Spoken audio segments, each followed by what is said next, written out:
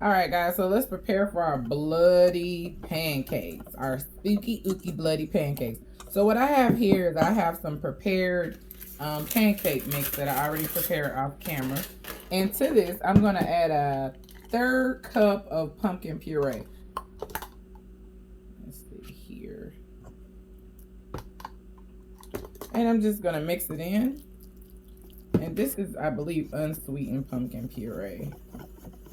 So I'm also going to add some pumpkin spice, some cinnamon, nutmeg, and a little vanilla flavor. I'll leave the measurements at the bottom. Here's my pumpkin spice. I'm going to add just a pinch of nutmeg.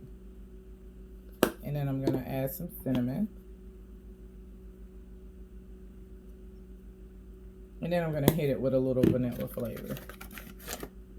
And I'm going to say about a teaspoon and a half, just because I like vanilla. So now let's mix this up real good. Now the secret ingredient, I'm going to add our blood. It's just red food coloring, guys. Hopefully it gets to the bloody consistency that I'm looking for. Start out with 2 drops. And let's see if it gets bloody. And then I'm gonna go deeper. Let's see. Sure. Ooh, that's looking like blood. Maybe we might just want to go with blood orange. Let's see.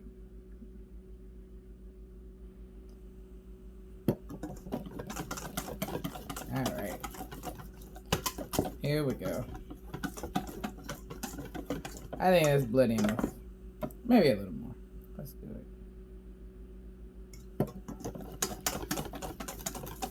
Yeah. I don't want to go overboard with the food color, so I'm just going to keep it as it is.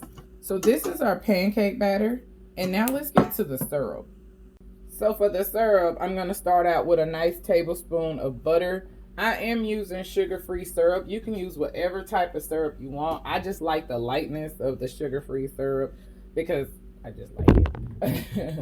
And the type of bourbon that I'm using is Old Crow whiskey bourbon. And it's not going to require a lot of that. And feel free to adjust it. Like, you know, I'll leave the measurements in the bottom. But you want to taste and get it to your liking. Don't go overboard with the whiskey if you're making the pancakes or blood orange cakes for the kids.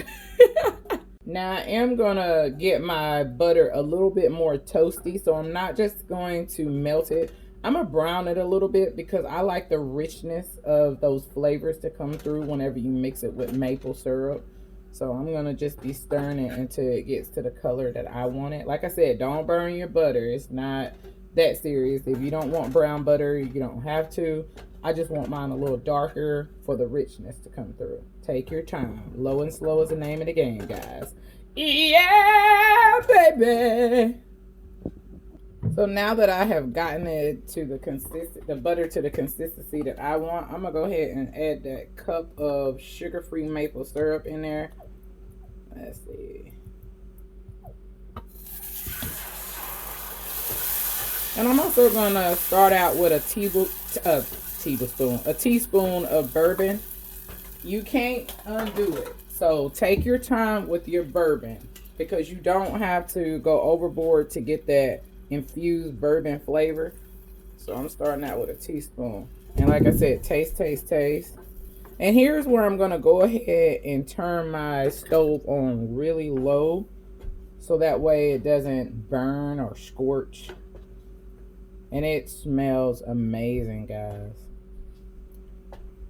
So I'm also going to add a little bit of pumpkin spice, just for kicks and giggles in there. And just a tad bit of cinnamon. Just a tad bit. And there is all she wrote, folks. I'm going to taste it. And like I said, if I want to add more bourbon in, I may add just a tad bit, but don't go overboard because then you're going to have to add more syrup and more butter. And because I browned that butter, you just don't want to overdo it. Keep it simple. That looks good. It smells good as well. All right, folks, let's start on our pancakes. So now I'm just gonna go ahead and start putting my pancakes on here. I think 1/3 cup is perfect actually. It's not too big, it's not too small. It's easier to flip as well. So I'm gonna give it about 1 minute and then I'm gonna flip them. And you know they're ready to flip whenever they start to bubble at the top.